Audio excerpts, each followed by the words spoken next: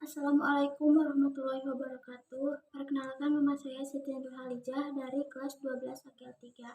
Dalam video ini saya akan menyampaikan materi tentang akuntansi konsinyasi.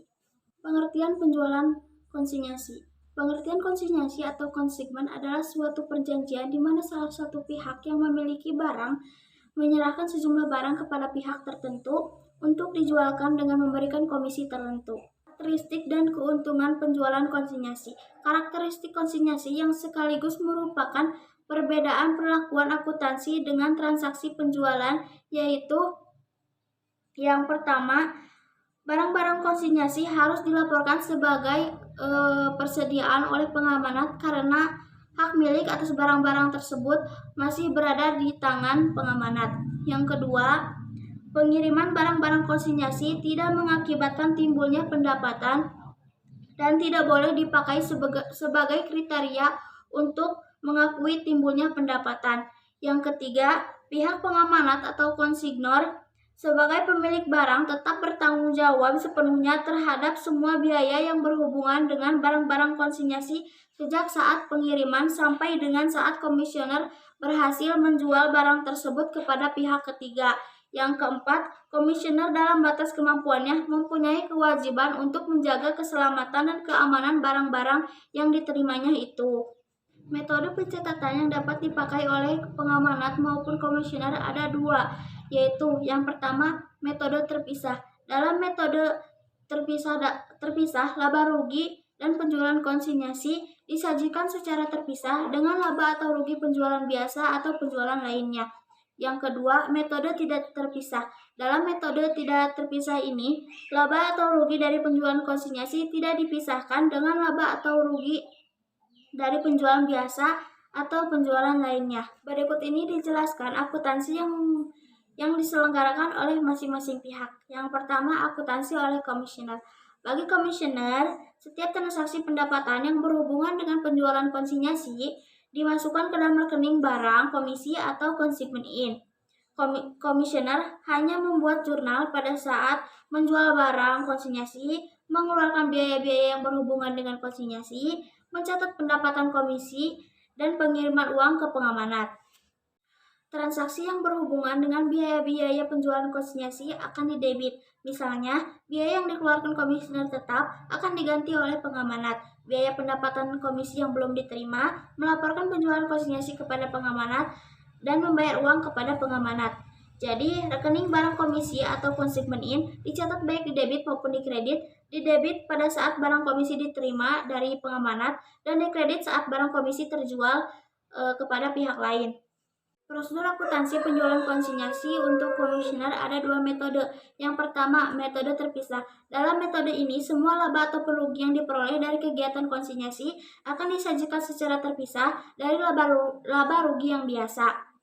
Pendebitan terhadap rekening ini terdiri atas biaya perakitan dan jumlah yang harus dibayarkan kepada pengamanat. Pengkreditan terhadap rekening barang komisi adalah hasil penjualan komisi. Pada umumnya, pencatatan yang dibuat oleh komisioner hanya mencakup 4 transaksi, yaitu yang pertama membayar biaya angkut atau perakitan, yang kedua menjual barang komisi, yang ketiga mengirim laporan pertanggungjawaban kepada pengamanat, dan yang keempat mengirim pembayaran kepada pengamanat komisioner. Yang kedua, metode tidak terpisah. Dalam metode ini, laba atau rugi dari kegiatan komisioner tidak dipisahkan dengan laba rugi dari kegiatan yang reguler. Pada umumnya, pencatatan yang dibuat oleh komisioner di dalam metode ini hanya mencakup 3 transaksi, yaitu yang pertama, membayar biaya angkut atau perakitan, yang kedua, menjual barang komisi, dan yang ketiga, mengirim pembayaran kepada pengamanat komisioner. Yang selanjutnya ada akuntansi oleh pengamanat. Setiap transaksi yang berhubungan dengan penjualan konsinyasi, baik menyangkut pendapatan maupun biaya, dicatat dalam rekening barang konsinyasinya atau konsigmen out.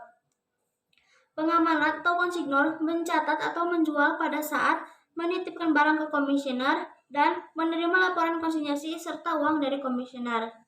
Transaksi yang berhubungan dengan pengiriman barang konsinyasi dan biaya-biaya penjualan konsinyasi akan didebit. Misalnya, saat mengirimkan barang ke komisioner, biaya pengiriman barang ke komisioner biaya komisi, dan biaya-biaya yang dikeluarkan oleh komisioner tetapi diganti oleh pengamanat.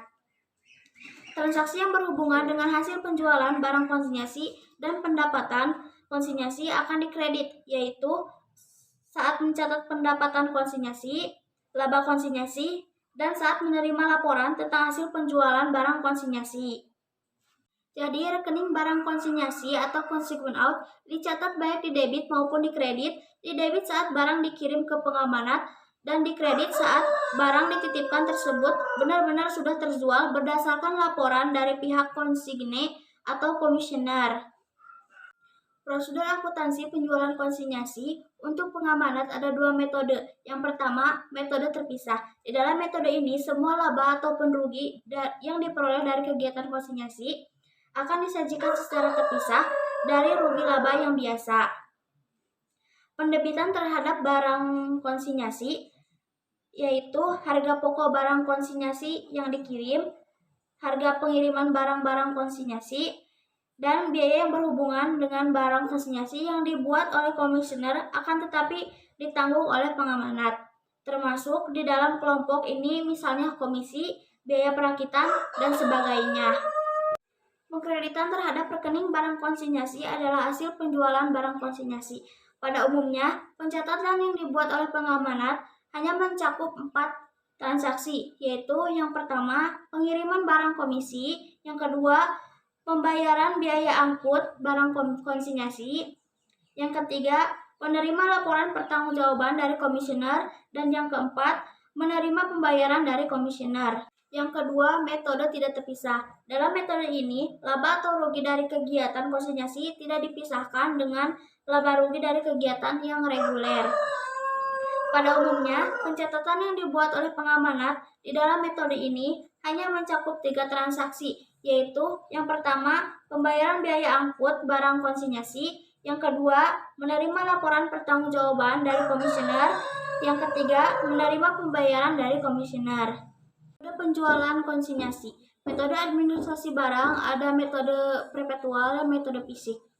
Untuk mencatat semua transaksi yang dicatat dalam ayat jurnal, maka perlakuan akuntansi untuk penjualan konsinyasi digolongkan dalam pencatatan oleh konsinyasi yang terselesaikan dengan tuntas.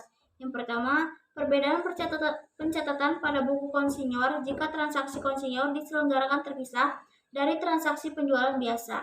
Yang kedua, perbedaan pencatatan pada buku konsinyasi jika transaksi konsinyasi diselenggarakan terpisah dari transaksi penjualan biasa. Biaya-biaya konsinyasi yang dikembalikan.